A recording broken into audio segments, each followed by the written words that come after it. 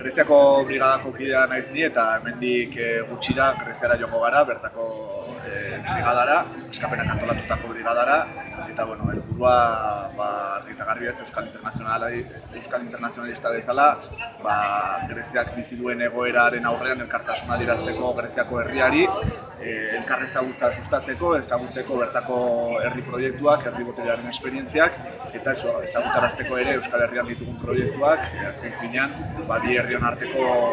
lotura horiek egiteko, ez? Eta horretarako Greziako puntu ezberdinetan egongo gara, Greziari ostu dioten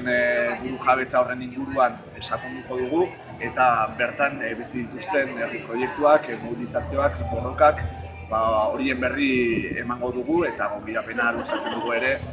sare sozialetan eta kroniken bidez jarraitzeko bertan egiten dugun bidaia, Greziako leku ezberdinetan, esperientzia ezberdinak ezagutzeko, eta gutxinaka joango gara helarazten bertako informazioa egun batzutan zehar bidaliko duguna Euskal Herrian.